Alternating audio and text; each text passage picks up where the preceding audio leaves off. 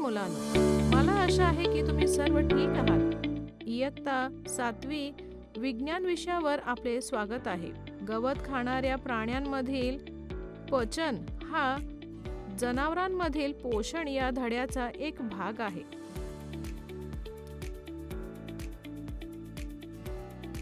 शिकण्याची उद्दिष्टे. या व्हिडिओमध्ये विशेषतः आम्ही लक्ष केंद्रित करणार आहोत गवत खाणाऱ्या जनावरांचे पचन, अमिबा मधील पचन, जे खूप महत्त्वाचे आहे ते चांगलं केंद्रित करा. प्रथम या सूचक शब्दावर त्वरित नजर टाका. सूचक शब्द: अमिबा, सेल्युलोज. पचन: अनारिक्तिका,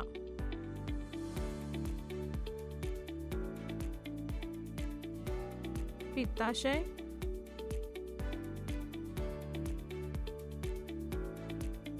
अन्ननलिका, स्पुडोपोडिया,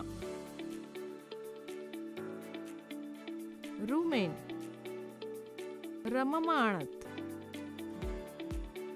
रम्यता. दृश्य चौथा, संकल्पना नकाशा. आपण पाहिले असेल की वृद्ध आणि लहान मुले असे बरेच लोक अन्न खरेदी करण्यासाठी पैशांची भीक मागत आहात. आपल्याकडे झाडांवर इतकी पाने आहेत आणि इतकं गवत इकडे तिकडे उपलब्ध आहे. जगण्यासाठी ते का खात नाही?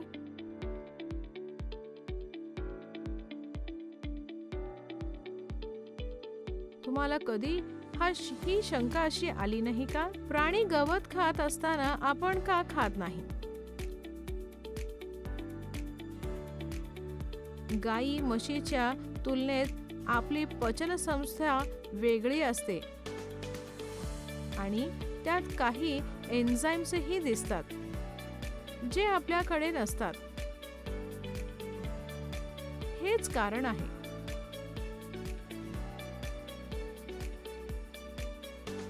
अहो, मग आता गवत खाणाऱ्या प्राण्यांच्या पचन संस्थेचा सखोल अभ्यास करण्याची वेळ आली आहे. गवत खाणाऱ्या जनावरांमध्ये पचनक्रिया. गाय, म्हशी आणि इतर गवत खाणारे प्राणी खात नसतानाही सतत चघळताना तुम्ही पाहिले आहेत का?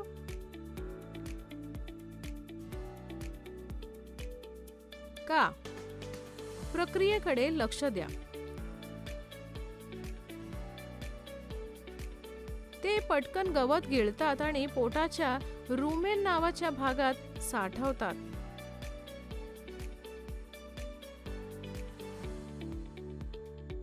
येथे अन्न अर्धवट पचते आणि त्याला कड म्हणतात. पण नंतर खूप छोट्या छोट्या गाठीमध्ये तोंडात परत येते आणि जनावर ते चावतो. या प्रक्रियेला रुमिनेशन म्हणतात आणि या प्राण्यांना स्वतः रवंत करणारे प्राणी म्हणतात. गवतामध्ये सेल्युलोज एक प्रकारचा कार्बोहायड्रेट भरपूर प्रमाणात असतो.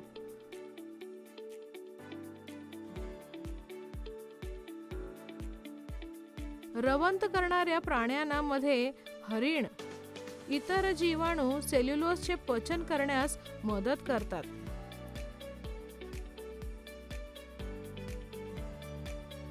माणसासह अनेक प्राणी सेल्युलोज पचवू शकत नाही.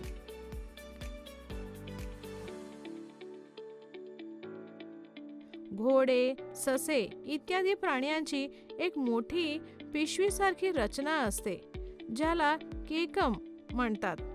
अन्ननलिका आणि लहान आतड्या दरम्यान अन्नातील सेल्युलोज मानवी शरीरात नसलेल्या काही जीवाणूंच्या क्रियाद्वारे पचवले जाते.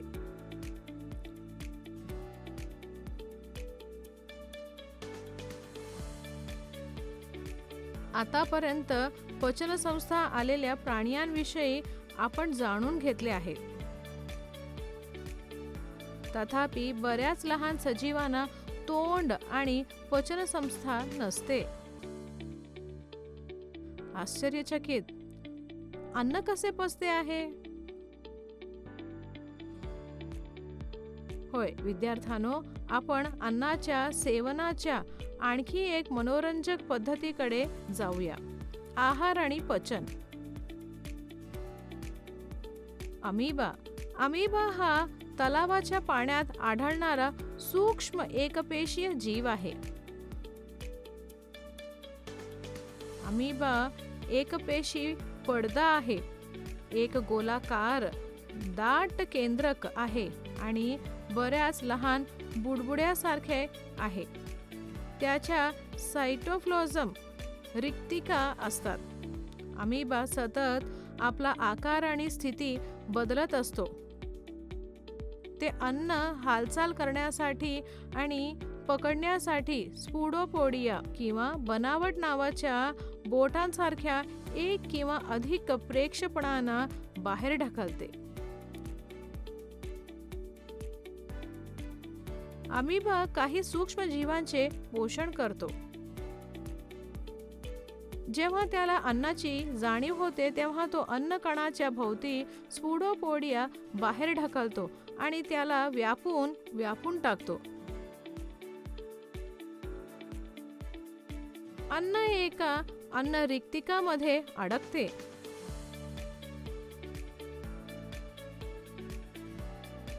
पाचक रस अन्न रिक्तिकामध्ये स्त्रावित होतात.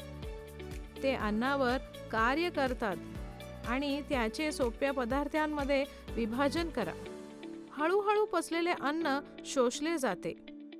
शोषलेले पदार्थ वाढ, देखभाल आणि गुणाकार यासाठी वापरले जातात.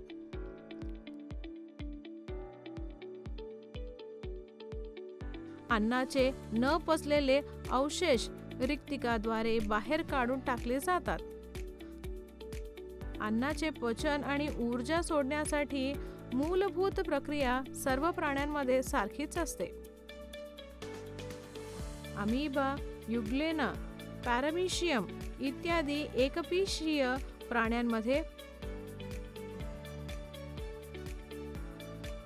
पोषणाच्या सर्व पायऱ्या त्यांच्या एकपेशीय शरीरात होतात.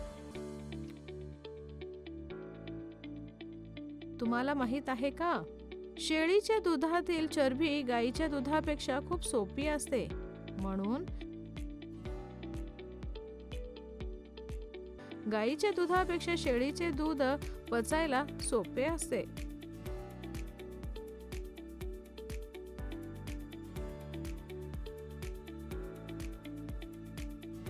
लक्षात ठेवण्याचे मुद्दे.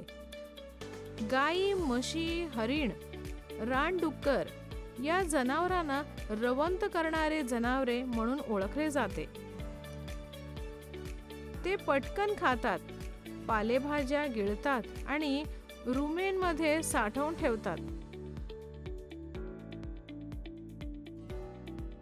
नंतर अन्न तोंडात परत येते आणि जनावर ते शांतपणे चावतो. अमीबा आपल्या खोट्या पायाच्या किंवा स्पुडोपोडियाच्या सहाय्याने आपले अन्न ग्रहण करतो. अन्नाचे पचन अन्नद्रव्यात होते.